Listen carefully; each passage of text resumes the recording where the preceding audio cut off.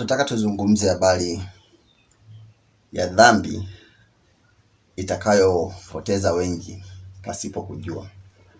Unajua dhambi nyingi ambazo watu wamezitambua ni zile dhambi ambazo wanajua kama kusema uongo, kuiba, kuchukia na vitu vingi tu ambavyo watu wanajua kwa kwamba katika hivyo mtu amejiepusha navyo sana.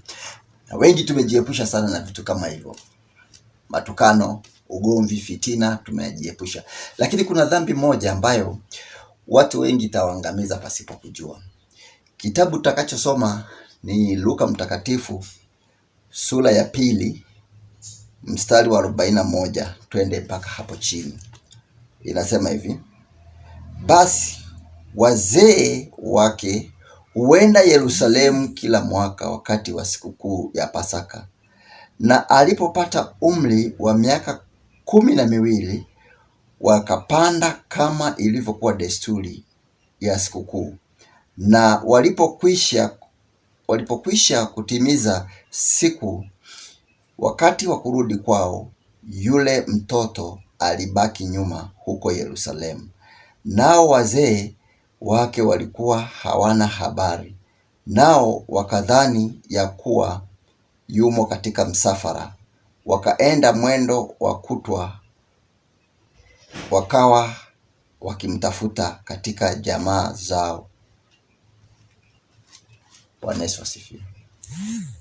Biblia inasema Yesu alipopata umri wa miaka 12, wale wazee walikuwa wakienda kufanya sikukuu zao kama kawaida. Sasa ina maana ikawa ni desturi.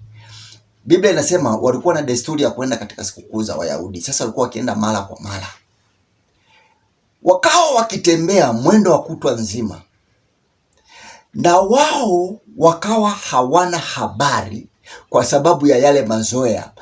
Mazoea yanasababisha mtu anakosa kuwa na heshima. Mazoea yanasababisha mtu anakosa hofu. Mazoea yanasababisha ule ukawaida unaingia ndani. Hii dhambi tunazungumza habari ya dhambi ya mazoea. Dhambi ya mazoea ni dhambi peke yake ambayo inasababisha watu wengi watakuja kulia kwa hizo siku za mwisho. Kwa sababu gani, mpendo? Nazungumza na wewe.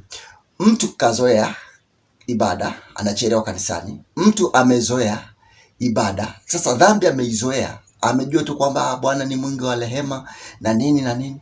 Kwa hiyo wale Wayahudi wakaenda pamoja na Yesu akiwa na miaka 12.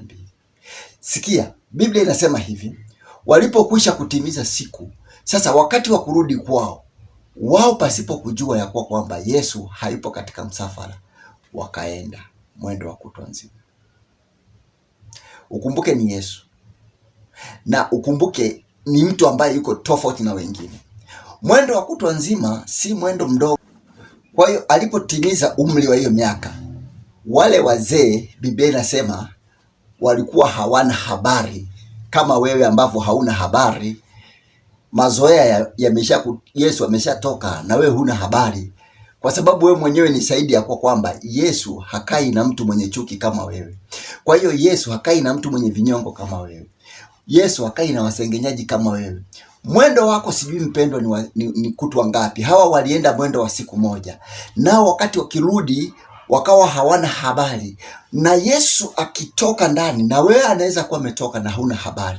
Kwa hiyo wao wakawa hawana habari, wakaendelea kutembea. Wanajua tuna Yesu, tuna Yesu, tuna Yesu, tuna Yesu, tuna Yesu, lakini kumbe Yesu ameshatoka katikati yao. Mpendwa, Yesu anaweza akatoka katikati yako na ukiwa katika safari. Uko katika safari ya kwenda mbinguni. Nazungumza na wasafiri. Tuko katika safari ya kwenda mbinguni, lakini unakuta Yesu hayuko na sisi katika msafara. Mazoea, tunafanya huduma kwa mazoea. Watu wanaenda kufanya huduma hawaombi. Watu wana vikosi vya kuimba, wanaimba hawana maombi.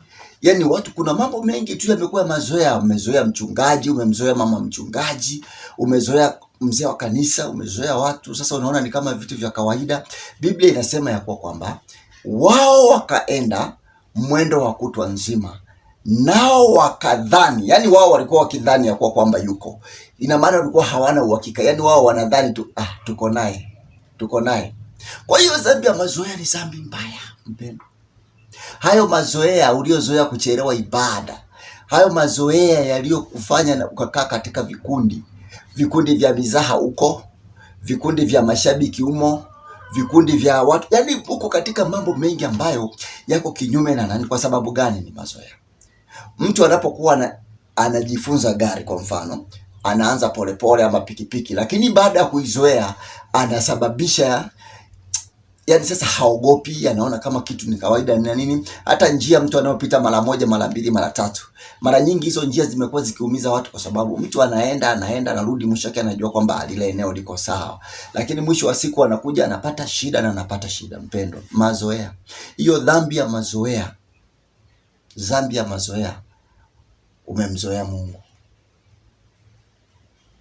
Kama hujamzoea Mungu, mbona kile anachokizuia bado unakifanya? Hiyo sigara ni ya nini? Hicho kibada ni cha nini? Hizo bangi unazovuta ni za nini? Pombe unayokunywa hiyo ni ya nini? Kanisani si unaenda? Kwa hiyo unapozidi kwenda kanisani, uko safarini na unajiona kwa kwamba uko safarini, lakini huna habari ya kuwa Yesu hayuko katika msafara na wewe. Biblia inasema walipokuja kugundua, wakakuja kumhitaji Yesu wakati hayuko katika msafara. Kwa hiyo walipoenda wakaona, kwani yuko wapi? Wakarudi kumtafuta kwa ndugu na jamaa. Kwa sababu gani? Hakuwa katika msafara. Biblia imezungumza sehemu nyingi kwa habari ya upendo. Pendaneni, wapendeni adui zenu na muwaombee mema wale wanaowaudhi. Lakini mbona wewe wale ambao wanakuudhi ndio umewachukia, unatamani hata wafe? Katika kitabu cha Mika sura ya 7 mstari wa 8 unasema hivi: usifurahi juu yangu, adui yangu, niangukapo nitasimama tena, nikaapo gizani, Bwana atakuwa nuru kwangu. Nitaivumilia ghadhabu ya Bwana, kwa kuwa nimemwasi, hata atakaponitetea teto langu. Usifurahi, adui yangu, niangukapo mimi nitasimama tena. Hata kama unaona kuna mtu ameanguka, mpendo, sababu ya mazoea, watu hawachukui mizigo, watu wamezoea. Sasa hivi hawasimami kwa ajili ya kuwaombea walioanguka. Biblia inasema usifurahi juu yangu, niangukapo mimi nitasimama tena. Hata kama nikiwa niko gizani, Bwana atakuwa nuru yangu. Bado Bwana ataniangazia. Bado Bwana hatalivunja agano ya kwa kwamba mimi sitakupungukia wala sitakuacha. Bado Bwana hajavunja ahadi. Bwana Mungu ni mtimiza ahadi. Amesema mtawafanya mataifa yote kuwa wanafunzi wangu. Aminie na kubatizwa, huyo ataokoka. Asiyeamini, huyo atakuwa amehukumiwa. Tena atasema na ishara hizi zitafuatana na mwisho anasema hivi: tazama, nitakuwa nanyi siku zote mpaka ukamilifu wa dahari. Kwa hiyo Mungu anawajua walio wake. Hata kama mtu kaanguka, ukumbuke kwamba mwenye haki huanguka na kusimama tena. Kwa hiyo wewe kazi yako, kwa sababu una mazoea sasa, huwezi kuomba kwa ajili ya watu walioanguka, huwezi kuomba kwa ajili ya watumishi, huwezi sasa ukakaa uzungumze kwa ajili ya habari hizo. Biblia inasema yako kwamba hata akiwa gizani, Bwana atamwangazia. Wanasema nyinyi nitakuwa pamoja nanyi siku zote, na kanisa langu malango ya kuzimu hayatalishinda. Changamoto kidogo zisikufanye ukasababisha kuona kama kwamba watu wengine wamekosa mwelekeo. Amri ninawapa, pendaneni kama nilivyowapenda. Wapendeni adui zenu na kuwaombea mema wale wanaowaudhi. Wewe ndiye mwenye masengenyo, wewe ndiye mwenye chuki, wewe ndiye mgomvi, wewe ndiye shabiki wa mpira namba 1, wewe ndiye mbovu katika watu wabovu. Lakini ukija mbele za Bwana na safarini uko unasafiri na unajiita ni Mkristo, naomba unisikilize, unasafiri unajiita Mkristo, lakini hauna habari ya kuwa Yesu alitoka zamani. Sasa unasafiri mwenyewe. Wale wazee walienda kwa desturi. Unajua watu wanaenda kanisani kwa desturi, kwamba ngoja twende, leo ni Jumapili. Hawajaandaa moyo, hawajakusudia kufanya nini. Wanajua kwa kwamba leo ni desturi, ngoja twende tu kama desturi. Hata mle hawapokei kwa sababu mtu ameenda kienyeji. Kwa hiyo wengi sana, Biblia imesema watalia wakimwelezea Bwana, Bwana, Bwana, tulitoa pepo kwa jina lako. Naye atawaambia mimi sikuwajua. Kwa sababu gani? Hakuwajua, lakini walikuwa wakijiita ni wafuasi wake, na walikuwa wakisema wanatoka naye Yerusalemu kule kwenye Pasaka. Wanajua wako naye njiani wakitoka naye kwenye Pasaka. Wanatembea naye kama vile unavyojua wewe unavyotoka kule kwenye Pasaka yako. Unatembea naye, lakini kumbe Yesu hayuko pamoja nao. Dhambi inayowapoteza wengi pasipo kujua, itakaoleta vilio na kusaga meno, ni dhambi ya mazoea. Mazoea mpendwa, mazoea yanaweza kasababisha mchungaji wako mtanie. Mazoea yanasababisha watu wanazoea mama wachungaji. Mazoea yalisababisha mpaka mtu mmoja akatumia vikombe vya hekalu kunywea pombe. Mazoea. Kwaya zimejaa mazoea. Watu wanafanya uzinzi kanisani, watu wanafanya uzinzi kwenye kwaya, watu mle wanapendana hivyo, ukimsema ameondoka kwa sababu ya mazoea. Kwa hiyo kuna wakati mwingine unaweza ukapoteza muda katika safari, ukaenda mwendo mrefu sana, na ukumbuke umesahau kitu cha thamani ambacho ulitakiwa ukipeleke. Kwa mfano, umetumwa upeleke dhahabu, utoke eneo moja kutoka kwenda eneo jingine. Labda lile eneo linakugharimu kwa muda, kama ni mwendo wa kutembea kwa siku nzima ni masaa 8. Sasa ukifika kule ndio ukumbuke yako kwamba kile kitu ulichotakiwa kupeleka kule huna. Sababu ya nini? Mazoea. Kwamba mimi hivi vitu wanaweka, mimi najipakaga mapema. Lazima uwe makini. Chunguza tiketi ulionayo katika safari.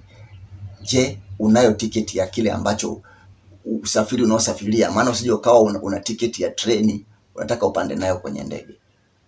Bwana Yesu asifiwe. Mazoea. Hebu uambie moyo wako ukusaidie uache mazoea. Sasa unaenda kanisani muda unaotaka, na bado kanisani hauna utulivu. Pale wanapozidisha muda kidogo, unaanza kuona kama yani leo bana mchungaji amezidisha mambo. Na ukumbuke siku sitafanya kazi na mambo yako yote. Leo bubujiko la ibada hakuna. Ukisema uweke ibada za watu kurudi jioni,